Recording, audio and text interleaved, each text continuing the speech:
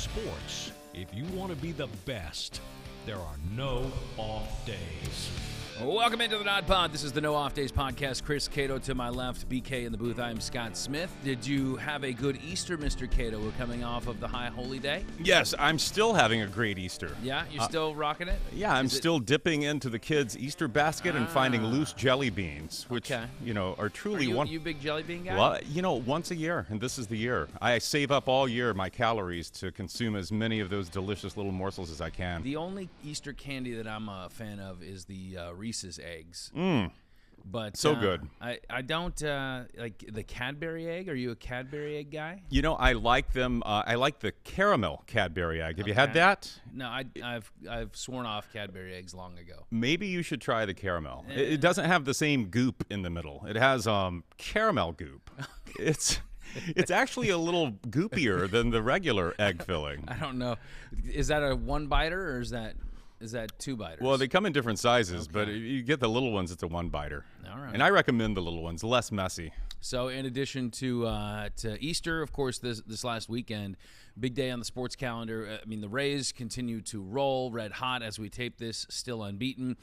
We had the Masters, which played out. We'll talk about both these because there's some big headlines coming out of both these topics. Yeah. And then, of course, the Stanley Cup Playoffs. They get going next week. Man. What? Yeah. It's time for that already? And we've had this debate, and we could bring BK. And BK, why don't you join us for this? Because we have been talking about best playoff.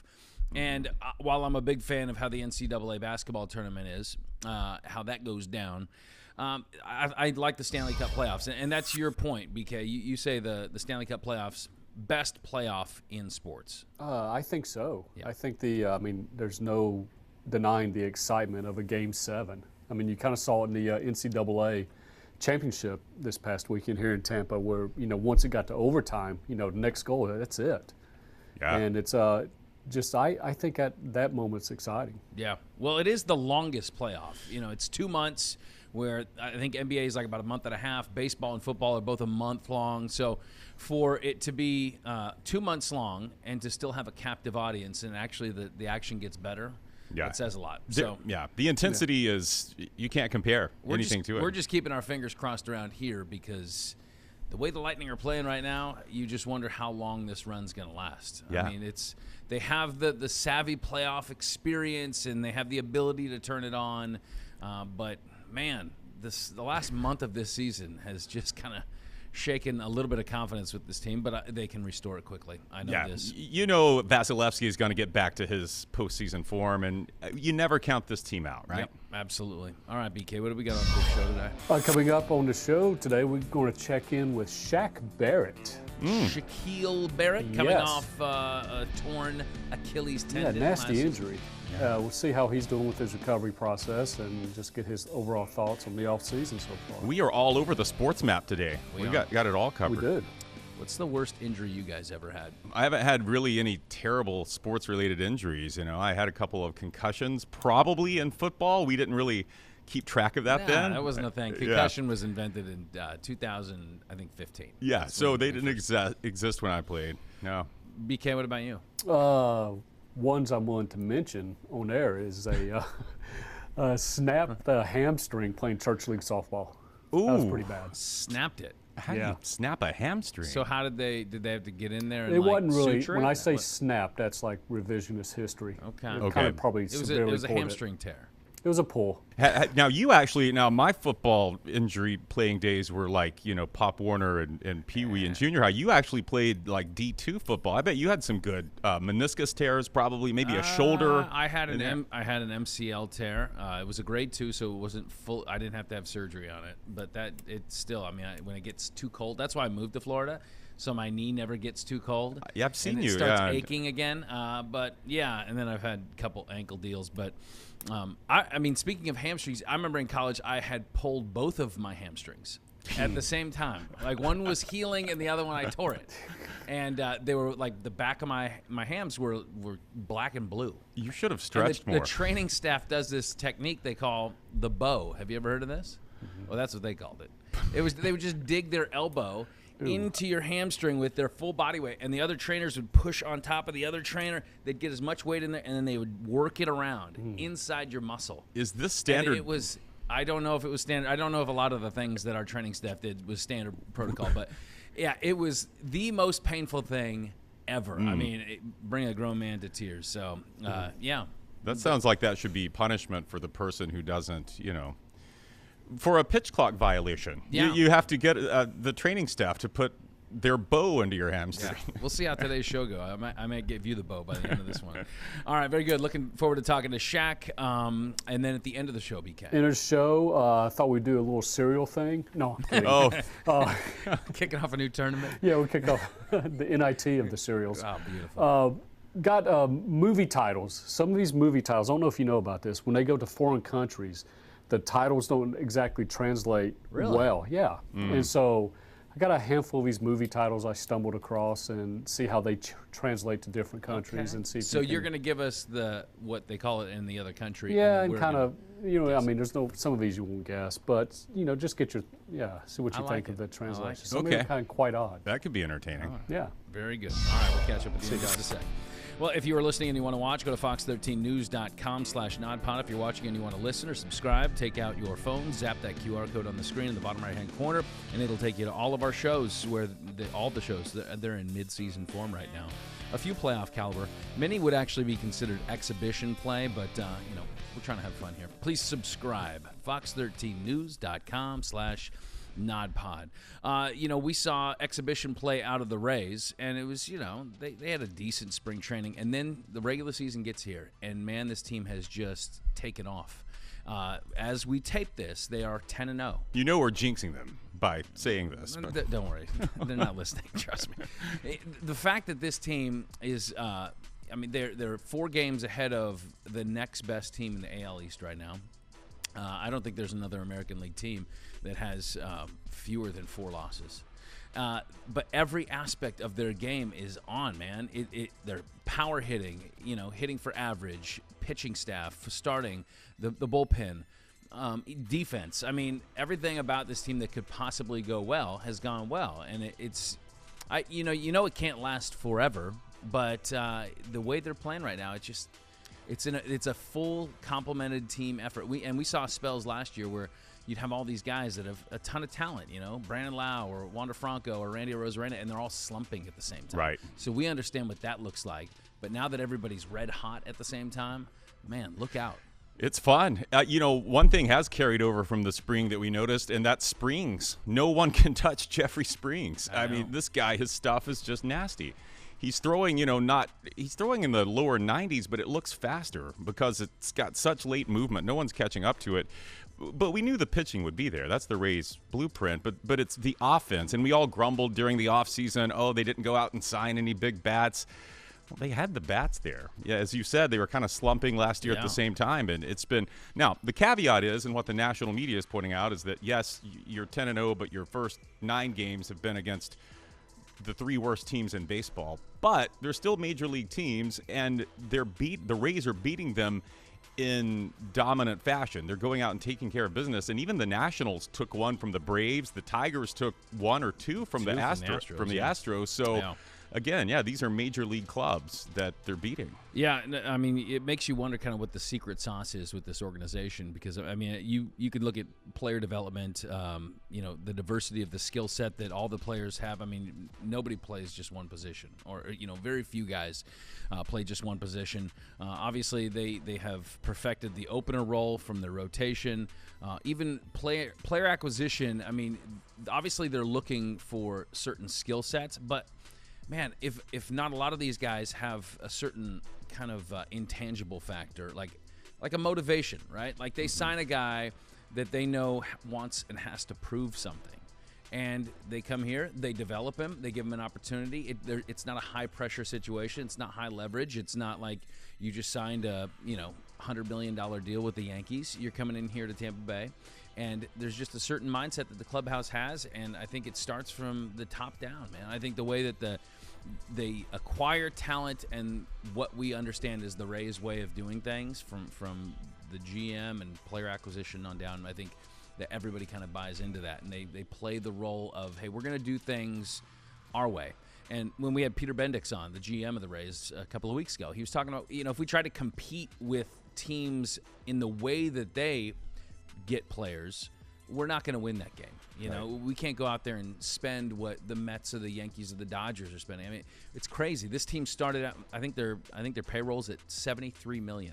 Yeah. Okay, which is like third or fourth lowest in Major League Baseball. It is 1/5 of what the Mets have spent.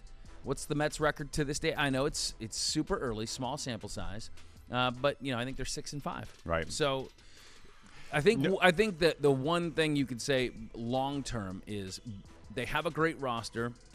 They're playing hot right now. Maybe they finish the regular season with 100 wins, but are they a World Series team? And I think sometimes you need those premier players, and that's where having dumped a bunch of money into your payroll, that's where it seems to pay dividends. Right. I mean, we saw that a few years back when they faced the Dodgers in the World Series, where that team was just loaded with talent, and you just couldn't. I mean, there wasn't enough hot streaks to get through that series, and so maybe it's a longer-term play with some of these other teams, but the recipe is working. I'll tell you that. It's tasty, too. We like it. Oh, yeah. I know it must infuriate other MLB owners, too, that probably are looking and saying, what did we just spent $300 million for this team? The Rays did that with 70, and they're at 10-0. No one does more with less. Right. I think, too, the rule changes have helped.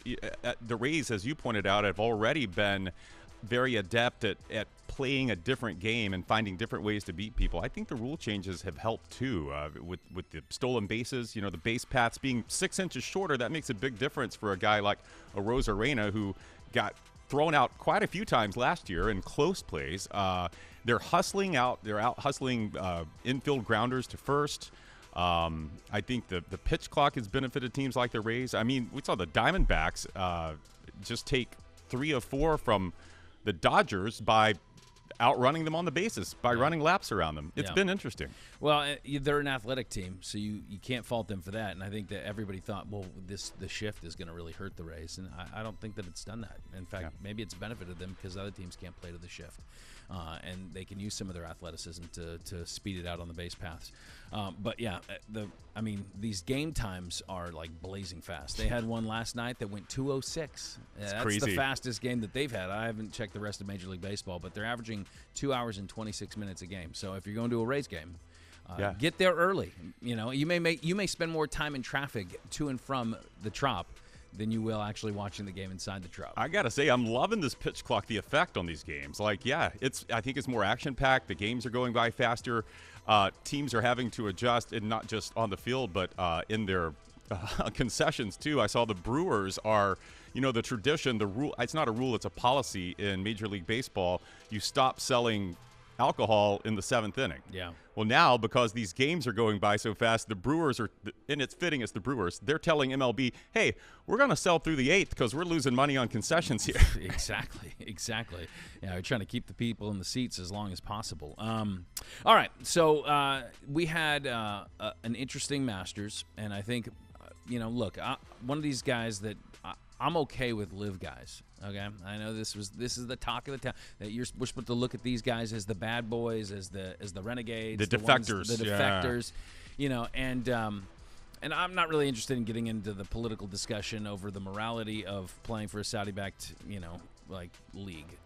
I mean, I think that there's plenty of examples where maybe the PGA Tour needs to be concerned with other things in their own ranks, right? Sure. I mean, in terms of sponsors, but. I think it adds so many more storylines to the Masters. And, you had 18 guys that came in, 12 made the cut. You had 3 that finished in the top 5. Phil Mickelson out there with stubble and everything. I mean, he's out there. He was old Phil. He was hitting bombs. Yeah, but he was the oldest player in the history of the Masters to finish in the top 5. Yeah. And what he did on Sunday to throw a 65 out there, I mean, it was pretty cool. Which is the lowest score by a player over 50, right? Yeah. So I think that, seeing Phil play, that was, play well, that was nice.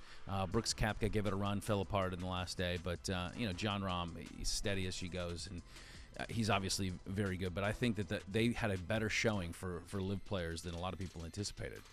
And I don't think we talked about this last week. The PGA Tour, obviously they don't want that. No, I'm not sure that CBS wanted that either. I know for a fact Augusta National didn't want it. And did you notice in watching the Masters how little they talked about it? Like there was, and I know Augusta National has this reputation for tightly controlling the coverage through CBS on Saturday and Sunday and ESPN on the Thursday and Friday. And, you know, I'm confident there was a reason that none of the announcers got into this. Did you hear any mention of the I mean, tension? there's the well-circulated quote at this point from Jim Nantz where he referenced the CW. The CW. But that's it. On the crosswalk. Beyond that, and did you also notice, you know how Phil has had, he's been beloved for, you know, his whole career. Loved and hated. Some people love to hate him. And he's kind of stepped on himself these last years with some of the comments he's made. But it struck me that when he was walking up to the 18th, he's, you know, in contention. I think at that time he was leading. He was in the clubhouse. He was, he's walking up to the 18th, and there was applause for him, but it wasn't near what you would expect him to get. And you have to wonder if, you know, there was kind of a message from CBS and Augusta National like, hey, we're not going to go nuts and celebrate this guy who has brought controversy and tension. You're not the first person to have said that. And I didn't really notice in terms of coverage, like not showing as many Phil shots. I didn't really notice that. That would be crazy if it was that calculated a move. But here's the thing, like if that is actually what's going on behind the scenes, and even like the PGA Tour's response to LIV and how everybody's trying to vilify these guys and make them out to be, you know, oh, this is all blood money. Like, I don't know. Part of me likes the thumb in the eye that the LIV is to the PGA Tour. They have monopolized the space. They have now, because they've created this, you know, secondary market, they've forced the issue on the PGA Tour in terms of prize money, bigger purses, all that. But also, you know, a lot of these guys talk about the independence as freelance players.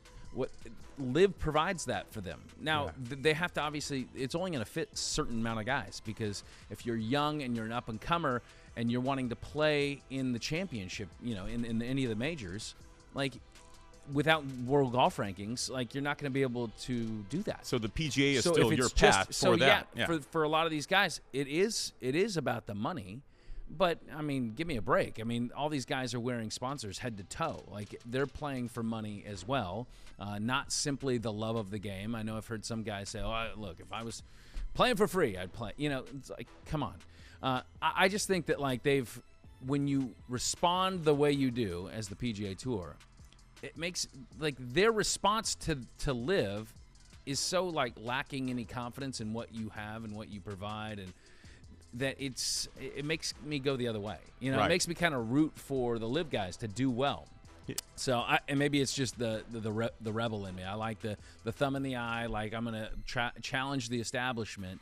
And look, they're not going to. And at the end of the day, I know that that money, you know, that pool of money that they're drawing from, it could last them forever without any TV ratings. I fully get that, but. You know, I highly doubt that it's ever going to truly challenge the PGA Tour or topple it. And I don't think that's the goal anyway. I don't think it's to bring the PGA Tour down. I think it's to rise all boats. I feel like, and I don't want to protract this too long, edit this out later if you need to, but if you watch the Netflix series Full Swing, I have not. It's a great series, and it follows last year's some of the majors, but it follows some individual players too, and it made me see this LIV thing through a different lens. And I think it was episode 3, which kind of focused on Ian Poulter. You know, guy's 46, on the back end of his career, has made a lot of money on the PGA Tour, European Tour, but he has an extended family, and you see that in this series, them sitting around the table having dinner. And he's just trying to – so he's gone to LIV. He's gone to LIV. Yep. He's just trying to provide – you know, all of us would want to give the best future, the best life we could to not only our kids but our parents, everyone else we're supporting. And this was an opportunity for him to do that by joining LIV. And Dustin Johnson also put it very well in one of the episodes. He said, you know, I'm being offered to work less for more money, and who out there among you – wouldn't do that? And when I'm working less, that means more time with my family. Right. I'm not on tour all the time. So to me, it just kind of helped me see what this is about to these players. Right. And I think that if this is simply about holding up the integrity of the PGA Tour, I'm not about it. I don't care about that. Like, I want competition. I think that's going to bring about the best product. I really, frankly, don't care how much money they make on either tour. That doesn't matter to me. But I think that when you are sitting there and acting as if, like, we made you, we're the PGA Tour, that's where I just, I would be happy with the USFL or the XFL coming in to challenge the NFL. Are they going to be able to take them down? No, they're not going to do that. But if players have an opportunity to go make more money, if those leagues ever offered more money to players and, there was other benefits, I'm all for it. Yeah. Go do what is best for you, what you think is best for you. And I think we've put all this bad intention on these players that have defected, so to speak, that to me, it's just soured the whole discussion. It's made it about something that I don't think it really ever was intended to be. Yeah. That being said, Tiger Woods, oh boy, I don't know, man. I think that he leaves with the plantar fasciitis. I know you probably heard the story about how he withdrew for the PGA because he had screws that were poking out of his leg. I mean, it's sad, and it makes you wonder, like, does he need to maybe think about not playing anymore? I mean, if he's only going to play in 4 events, and now he got through 2, kind of. Yeah. Can he actually rally? Is his body physically able to get through a 72-hole round? Yeah. I don't know. It's sad, and so I'm a Tiger fan, and I kind of don't want to see him like try to totter out there and fight his body. Right. No one wants to see, Joe Namath with a shredded knee limping around for the Rams. Like, right? Yeah, that's not how you want to see it in. But I think in this situation, you trust Tiger to know what he's capable of doing, what his body can withstand, although it, clearly can you trust him to know that? I mean, I think you can. There's never been a player. I mean, obviously he had that, awful car accident, but outside of even that, I mean, he has had so many surgeries and operations over the years. Oh, his back, his everything. Everything. Yeah. Everything's been reconstructed, and this guy's like Bionic Man out there. I don't know how much he really has a handle on what his body should be going through, to be perfectly honest. But anyway. Well, I hope he's able to keep doing the 3 or 4 events a year that he can do, and give us some, might be a little more magic left in there. It's going to draw eyeballs. I mean, and if there's 2 things that are going to lure in viewers, it's going to be Tiger Woods, and then maybe potentially a rivalry with these live golfers. The livers. Yeah, bring on the livers.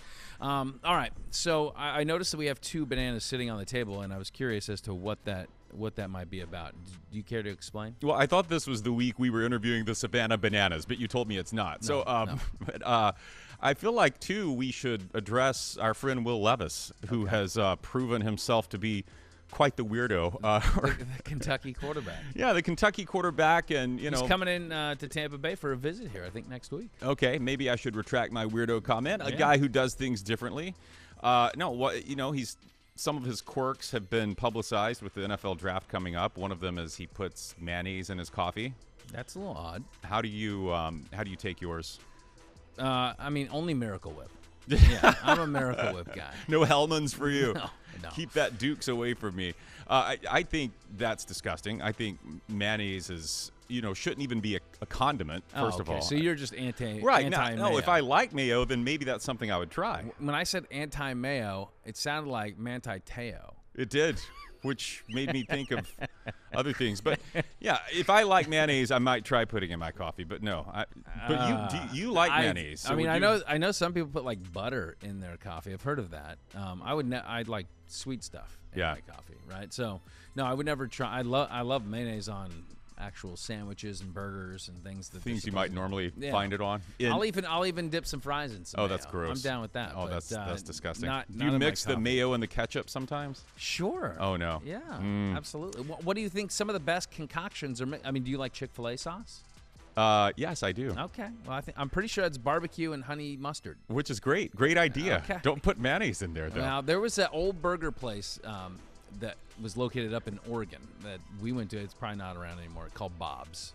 Oh, yeah, Bob's. And Bob's had the best burgers, and because their secret sauce, and they called it the secret sauce, it was mayonnaise, ketchup, and relish. And they would mix that stuff together and put it on the burger, and it was dynamite. There's a reason Bob is out of business now.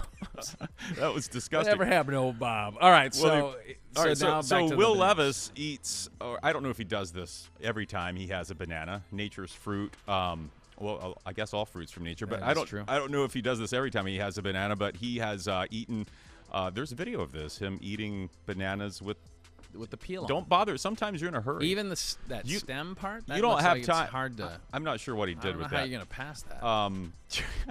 It's a lot of roughage in the diet.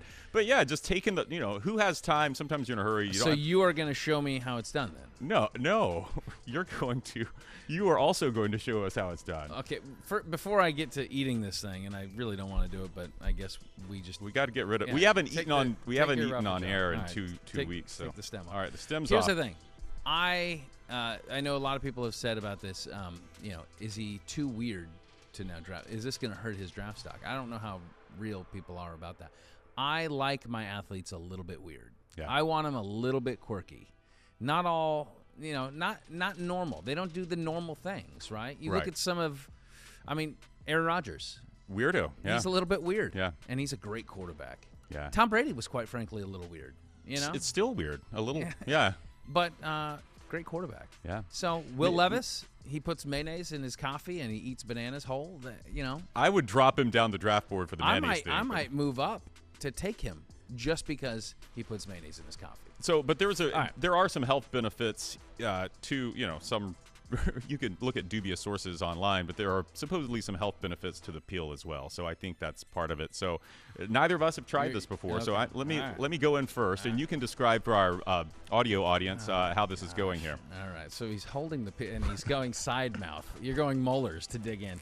Oh, that was a tearaway. That sounded like Velcro when you rip that off. What do you think? It tastes like a banana with a little leather on it. It's so gross. Is it like? I'm gonna try it here in a second. It tastes like a banana with some lettuce.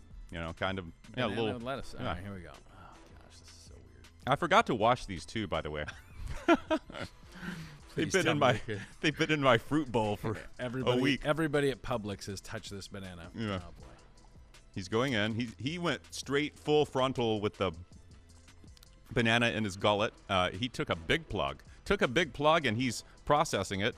He's thinking about. It's not that bad. No, honestly, it doesn't really affect the taste of the banana, does it? No, it doesn't. The banana comes through either way. And you don't have this messy peel. Now I need to know what the benefit is. Why would someone do this? What are the health benefits? I know bananas have potassium, right? Yes. So that's like the big... Keep us from cramping, right? Okay. Yeah. And then the benefit of the peel is that it adds roughage to your diet, Okay. Kind of goes through the system there. And then here's the thing. The thing about this fruit is that God made it to be peeled. Look how it peels. It's perfect. Yeah. It peels in perfect little slices. It doesn't require any muscle, any strength, any, it's just very obvious. This is how God intended bananas to be eaten. So I feel like you're kind of this is blasphemy. Going against, this is a blasphemous banana. Well, that may be the one strike against Levis. I don't want to blaspheme. That's for sure. All right. Let me take one more bite, and you can go on. As you munch on your banana, I say we go bananas over a little NFL. Let's bring in our guest. What do you say? I may start eating watermelon this way. All right. You can eat that banana. Let me tackle... Chomping through the rind. Okay. Well, he is a Super Bowl champ, two-time Pro Bowler, NFL sack leader back in 2019. We welcome Bucs outside linebacker Shaq Barrett to the show. Shaq, how's the offseason going? How's time with the family? Can't beat that. Can't beat time with the fam. Love this time. Love doing stuff with them. Taking trips, vacations, and just being around and just seeing the daily stuff, the daily life that I have to miss out when I'm going to football every day during the day. You have, 3 young kids? So what are the things that they're into that they have you looped into? So I have a young daughter who's about to turn 2 this month now, so I have 4 now. 4. But my oldest son had us busy with football this past, winter football. And now my oldest son, Shaquil Jr., And Braylon, he's in karate, and soccer is about to start up this weekend. And then my daughter, Leah, she's in gymnastics, she's in dance, and she's about to start up soccer as well. And my youngest daughter, she's just running around the house, keeping us busy like that. Doesn't sound like you have a lot of spare time. They're keeping you guys busy for sure. I recently saw a video of you guys hitting up Legoland, trying out that new Pirate River Quest. It seems like a pretty chill ride, but you seem more like a roller coaster dude. Is that right? Yeah. I like the chill ones after my adrenaline rush is gone from all the roller coasters. But I used to be petrified of roller coasters, but now my kids do it, so I got to man up and do it now. Man, I think that Legoland should actually make a Shaq Attack roller coaster where you're just high speeds coming off tight turns, and at the very end you collide with a giant quarterback. Do you think that could be in the works? Yeah. I don't know how the high speed and the collide going to work at the end, but I'm all in favor. Anything Shaq, I'm in favor. Well, they have roller coaster technicians that can be in charge of all that kind of stuff. All right, so let's get a little update. You tore your Achilles back on week 8. How is the recovery process going for you right now? Oh, it's been a real smooth recovery so far. I've been progressing steadily. I haven't reached a plateau stage. I haven't been feeling any pain at all since the day after surgery. I haven't been in no pain. Just getting the strength back, getting the mobility back. It's like, if I was going to be hurt for the year and have an injury, I think this was probably one of the best ones to have because it's literally no pain, no pain at all. So it makes me think I can go faster than I can go because I don't feel anything. But we got enough time that I'm going to take it slowly but surely, and just keep going at a steady pace. The Achilles tear is my greatest injury fear because I've heard so many stories of people just snapping it as they're walking. They're not playing a football game. It just happens. But I'm curious, are the doctors telling you, is it kind of like when pitchers come back from Tommy John, the way the surgery process is, it's the tendon's stronger. Do they think the integrity of the Achilles is going to be stronger? Is it the same? Is it more susceptible? What have they told you? I was actually talking with someone about that yesterday. They were saying the same thing. They're like, is it going to be like a pitcher coming back with that on? Literally had that conversation yesterday. But it will be stronger, and there's a less percent chance of it. I think it's a 3% chance or something like that of it retiring. So I'll take them odds, and you could clearly feel a difference as well. My right Achilles is still the normal size, which is thin. Then the one on my left got double the size now.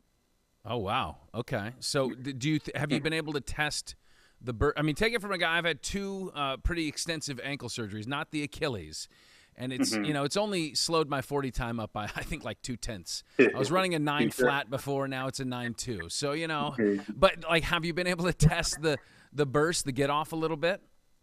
Oh no, we've been taking it slow. We we got some more months ahead of us, so we just started jogging and just taking it slow with the jogging right now. But we've been progressing from the underwater treadmill to the Alt-G, doing just some little jumping on it. So we've been progressing. We've been adding new stuff pretty much every week, every 2 weeks. But we got enough time that we don't feel like we have to rush anything and just go at a comfortable pace for everybody. I mean, you're a guy that's always kind of been in a position where you've had to prove it. Coming out of Colorado State, undrafted, you signed as a free agent with the Bucs. It was a 1-year deal. Then you get the franchise tag, and then you have to earn a long-term contract. Do you feel like this is just the latest step in kind of showing your determination, I guess, or being put in a position where you got to show, hey, you can get back? Yes, sir. I take it most definitely as like that. It's just me, another hurdle, another obstacle I got to get over. And it's just my mindset, my mentality. I know I'm ready to bounce, but I know no injury going to take me. I've been reading Mamba Mentality, the Kobe book. Yeah. So ain't no injury going to take me out the game. I'm going out on my own terms. So I'm going to come back ready to go and hair on fire. I can't wait. I missed the game so much this past year. So I'm excited to get back to it. Are you thinking by the start of camp you'll be ready? Do you think week 1? I mean, what's a timeline? The absolute latest timeline should still have me ready back by week 1. So even if I do go the latest possible, I should be still here, ready to go for week 1. What did this last year do from a perspective standpoint? Because you have to sit back and watch the second half of the season play out. I mean, do you learn? Do you take a certain like cerebral approach to the game that maybe you hadn't been able to do before? I mean, what did that do to you? What do you think the lasting effect of last year is going to be? I think it's going to help me become a better leader on the team, more vocal leader, because I'm a lead by example guy. But it is times when you have to be more vocal and like just talk to each other and just help everybody be on the same page and let everybody know that this is good, this is great, this is not good, this is not the team we want to be. And I was able to see it from that perspective, like just watching as a fan, saying like, oh yeah, we good with this, we good with that, but this could use a little more work. And I was able to see that because I do know how we get down in practice, do know how we engage in practice with each other, and we do hold each other accountable, but it's a way, like it's a better way or a different way we could go about holding each other accountable. And I think I'm going to try to be better at that this year. Few changes on the defensive side of the ball, but the biggest one, of course, is coming on the offensive side and the change at quarterback. Do you know Baker Mayfield? What do you think about his game and what he's going to bring to this team?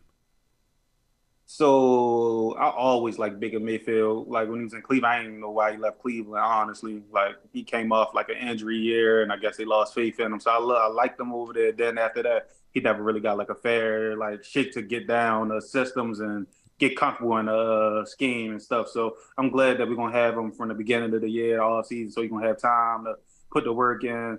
Kyle going to have time to put the work in as well, and then they're just going to bring the best out of each other. I'm excited to see who's going to step up, win a battle, and earn that spot because I'm going to have ultimate faith in both of them guys already. Like I said, I already like Baker from before, and Kyle been showing so much in practices. And I think, third year for Kyle? Third. So, yeah, so he's been showing a lot so far. So it's going to be an interesting competition, and I know they're going to push each other to the limits, and whoever wins it, it's going to be a great team regardless. Have you ever sacked Baker? You don't have a hit list? You should. What, the Panthers? Well, maybe with the Panthers. Did you play against him with the Browns? Maybe even when you were in Denver? I do not recall sacking Baker. No, I don't recall that.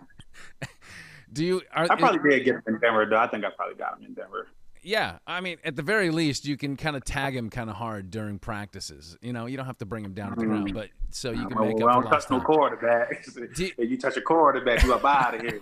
Yeah. They so important. I know how it is. So, do you have a favorite quarterback that you've sacked over the years? Somebody that you just it feels a little bit more gratifying to hit that quarterback. I like the real elusive quarterbacks, like Patrick Mahomes too, because he's just like right now he's the top of the cream of the crop. Right now he's at the top of the quarterback train. Like I think he's the number one quarterback in the league right now. So getting him always feels good. Then like Lamar, Kyler Murray, like Jalen Hurts, all the quarterbacks who's good at being elusive, and I missed them. They good at being elusive. I missed them a couple times too, like probably all of them a couple times. But when you get them, it's so gratifying because they are such athletes, and that sudden change, that sudden movement that they do, it's hard to bring them down. So when you get them, it's real rewarding. All right. So the statues in the pocket, I mean, it feels good, right? It's a sack. It still goes in the tally column, but not quite as good as when you're able to finally hunt down one of those guys. Yes, sir. And this is like a not now because they ain't in the league, but like a Tom Brady, Peyton Manning, like that's the quarterbacks who at the top. Sure. Like you just always want to get them guys. Aaron Rodgers, because it throws off that game a little bit too when they got to worry about that pressure. No doubt. All right. So has the downtime? Have you been able to think through maybe like a new sack dance? Have you tried to incorporate anything? Do you go there in the off season? No, that's all like week of the game thoughts. Like if I think about something, I should do this game, then I do it that week or try to figure it out for that week. Wow, I haven't no. You're an ad-libber, just kind of on the spot. Yeah. Okay, all right. Well, very good. We look forward to many of those sacks and the celebratory dance to soon follow as you get ready to make your big return here in 2023.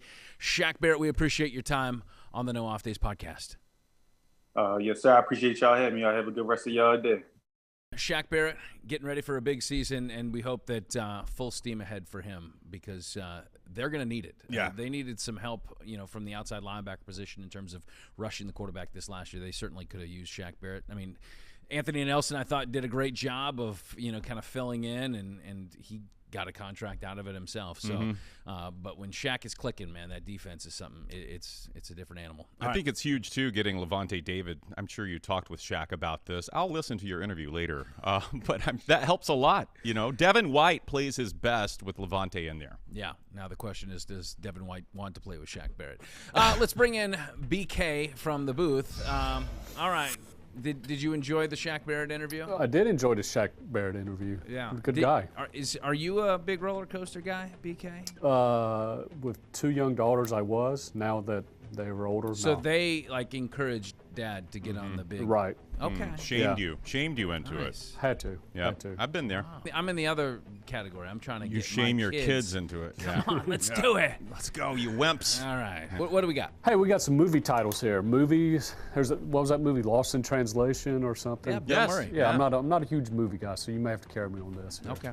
But there's some movies here, American movies. When we ship them overseas, they have to translate the title either for because words don't really translate to that language, or just some nations like to better target these movies to their people. Say, hey, this may be more suitable if you use this title. Right. So I thought we'd run out some titles and kind of see what they were translated to in different countries. What do you think? I think it's okay. Should be that fun. banana peel I ate earlier is not sitting very well. Yeah, oh It's boy. starting So to we move better- through the better system. move, Yeah. better move fast. All right. Let's start with the Thelma and Louise. We know that movie, right? Everybody knows that movie. Yeah, good. Gina Davis. All Susan I know Sarandon. about that is they drove off a cliff at the end. That's all I got. Well, there you go. In Mexico, they decided to change the title. I don't know why Thelma and Louise didn't work in Mexico. The Mexican title for Thelma and Louise, An Unexpected Ending. That gives away Exactly. the whole movie. Exactly, right? Definitely not a car driving off a cliff. I know. That's the name of our movie. I love it. They should. I'm sure if they did this with Ghost, it would be called I See Dead People, right? There's a lot of them. There's a lot of them that are quite like this. Let's go to the next one. Is well, the other movie title they had for Thelma and Louise was Really Boring Beginning and Middle. Yeah. There you go. Then but it has an unexpected in it. And has Brad Pitt. All right, Full Monty. Full Monty. This movie shipped over to China. Never saw it. I never saw it too. Now China may have different motivations. They translated this movie to Six Naked Pigs. Pigs would be the gentlemen that are in this movie? I guess so. Okay. I don't even know what it's about, but I don't either. I kind of know what the Full Monty is. All right. All right. How Wait, about I think I know. Is pigs a name for something else? I don't know in China. I'm not sure. Okay. All right. But maybe they didn't like that these guys were I like the American. second. I do like the second title. I'm gonna go second title. Yeah. Okay. It could. Yeah. how about The Waterboy? Oh man. Well, tell me the country. And Thailand. Thailand. Waterboy. This is my favorite of this whole group. Beautiful Mind. Close. I don't know. Dimwits surges forth. Isn't that awesome? Wow. That sounds like the sequel. Yeah, and some of these they translate from their language to this, so the words really don't mix up. But France, they're the one country that will sit there and actually change the title to an English title. So like the movie The Hangover. What do you think France changed that title to? Wow. Raging Headache. I don't know. Many Regrets. Close. Wolfpack. It is translated to Very Bad Trip. See, Okay. It's not as good. It's not. It's not as good because it was a good trip. It just had a hangover. Now, do in it. we do that with other countries? Like, I are don't we know. getting foreign films in here that we change? It doesn't seem like it. What was the Well, one that probably. won? I mean, if it's not if we get in a movie from France, we're not probably calling it in a French name, are we? What was the Italian one for Beautiful? Was it A Beautiful Mind? No. That was the Italian movie. What was the Italian movie? The guy that jumped up on the stairs when he Oh, won? right. Yeah. I'm the worst at. Actually, you're the worst at movies. I'm the Yes. second worst, Yeah. and Brian's the third worst. I so- am. No, I think we keep the titles. What was the one from South Korea that won all the Academy Awards a couple years ago? Where is our cinephile in here? help me out. Yeah. You know, it was kind of a creepy, dark. The water. Was that the water alien? No. Okay. The Shape of Water. The Shape of Water. No. It was a thriller. Anyway, we kept the title as Chris, help us. Yeah. No. Okay. Okay. Chris is the fourth worst. This is Dimwits Surge's fourth. That's going to be the name of my fantasy football team. That's what we're going to rename our year. podcast too. How about Cocaine Bear? That's a recent one. Okay. This is people in other countries want to see this. I want to say they called it hibernation. Oh, I like very that. Good. Yeah. Very good. Well, this is France, so they changed it to Crazy Bear. Crazy Bear. Okay, that's a song, right? I don't know. I don't guess they took the cocaine part out or whatever. But. Going off the rails on a crazy bear. And Hey, finally, Rails. Okay. I'm sorry. Finally, Titanic. Big ship fall hard. Which Very close. Which country? This is all France. France, they're the worst. Well, at let's changing base titles. it on so far the titles are very basic, but it points back to some point in the storyline, right? So Iceberg straight ahead. ooh, that's good. Iceberg bad. Very bad boat. Wow. It just doesn't have the same magic to it. It doesn't. know. Yeah. Very bad boat. And we didn't, it kind of also gives away the ending, even though we know the history of the Titanic, right? Right. This is a very bad Who boat. didn't know the ending to that story? I thought it was. Oh, this is great. What's it about? I thought it was fiction. Oh, I love that big boats. Yeah. Have they found the. Hey, which one of these is a bad boat, though? Have they Don't found get the. on the bad one. Oh, yeah. It has no life rafts. And there's an old lady clinging to her diamond on it. Oh, those are bad titles. All right, Yeah. do we have any more? Is That's that it. Okay. I've Very got good. one for you. Actually, it's not. But don't the minions eat their bananas without the peel? Oh, do I they? believe they do. They just Okay. wolf them down. But we were talking about Will Levis's banana love and why does he eat the peel? Well, bananas are packed with a lot of antioxidants that fight cancer-causing free radicals. Oh, wow. If you believe WebMD, which I do. Well, then, yeah, I canceled my health plan, actually, just because of WebMD. Yeah, I feel pretty good about that, too. You're fighting cancer. All right, well, by everybody eating go the out peel. there and get you a peel. Meanwhile, these two dimwits surge forth. And BK, we appreciate it. Thanks for a little bit of levity. A little bit of Will Levisty. It was a levity and not a Very good. tragedy. All right. Big thanks to the guest of our show today, Shaquil Barrett. Much thanks to Chris, BK, our production crew here at Nodpod headquarters.